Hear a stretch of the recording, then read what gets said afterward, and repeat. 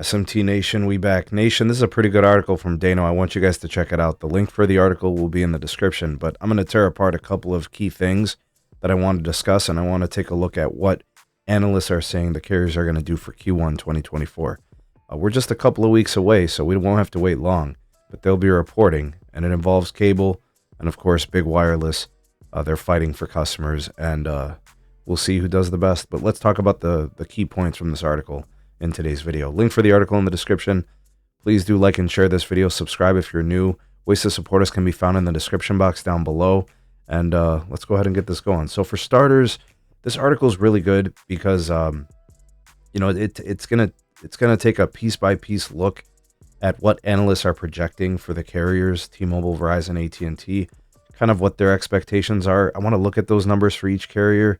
So let's actually start first by talking about cable.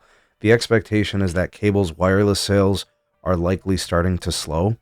We know that their wireline sales, right, home broadband, has peaked, slowed, and the growth has now gone negative, right? So that is obviously problematic for that industry. Big wireless is a part of that because of fixed wireless access and 5G home internet. So that's all kind of part of that calculus. I think that'll be a thing in this Q1 and then through the rest of this year. So that's definitely something we'll monitor and that we're expecting. But we'll have to wait and see once we get those official numbers. Now, with respect to wireless, postpaid phone net ads have really been kick-ass over at Big Cable. The expectation is that some of that might slow down this year. We'll see if that happens Q1 or if it plays out more in later quarters.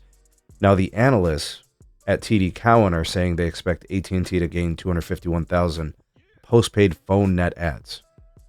AT&T added 424,000 Q1 of 2023. That's a pretty large discrepancy. So they're basically saying the industry is slowing down. That would be the expectation for AT&T. I think it's a little steep. I think AT&T is going to come over just slightly above 300,000. I think maybe 305 or 310. They've been steadily promotionally active. They still offer the best trade-in deals, phone deals in the game. So to me, I wouldn't expect it to change much, even if it is a slight slowdown. Why would it basically get cut in half? I think that's a little extreme. My projection, obviously, these are smart people who make a lot of money.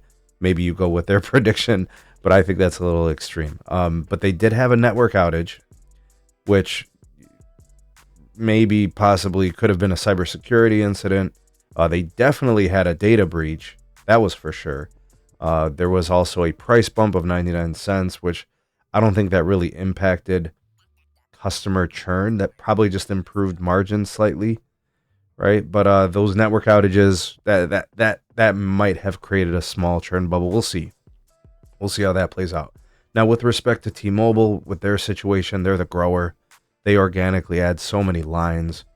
Free or not, I don't know how they calculate this, but they're expecting them to add 473,000 postpaid phone net ads, which would probably be the best of the big three. I don't think AT&T is going to get there. Definitely Verizon won't get there. Typically Verizon has very weak Q1s. We'll talk about them shortly, but T-Mobile's taking share in rural America, where they're building their network bigger and better, and they're starting to get some business customers. So they're taking share in those aspects too, and their fixed wireless access continues to sell like hotcakes. So I don't expect any of those numbers to be impacted. The AT&T piece for fixed wireless access could be an interesting thing to monitor, so we'll be watching that. Another thing to kind of consider here is Verizon. They've been predicted at TD Cowen to lose over 200,000 postpaid phone net ads. I think that's a little extreme. I've seen Verizon pretty promotionally active. Lots of ads. I think they're going to do good in the business side. Fixed wireless access continues to be their shining star. And they've been promotionally active, so I think their postpaid phone net ads, while it may not be positive, I don't think they're going to lose 200,000. And the most important thing I think for that metric is going to be churn rate. Remember, Verizon did increase pricing in March, so I'm not sure if that's really going to impact Q1 numbers. That's probably more something we'll monitor for Q2. But Verizon is saying, my plan is net add accretive. People wanted it. We built it for them. So we'll see if that continues to be the case. If the Q1 numbers are better this Q1 compared to last year's Q1, maybe we have a good comparison. We'll see how that plays out. But I do think fixed wireless will be a shining star for them And I think part of that, when you think about T-Mobile, Verizon, and now AT&T in the fold, they're going to really slap big cable in the face with the net ads for fixed wireless access. We'll see how it all plays out. What do you guys think of the projections from the analysts? You guys think they're spot on? Do you think they're off? What are your predictions? I'm excited to read what you guys have to say for the numbers. Any of the carriers going to have unexpected churn? Who's going to surprise? Who's going to pull the upset? Who's going to have the best quarter? Sound off in the comment section below. You all the voice of the people, the SMT Nation. Let your voice be heard.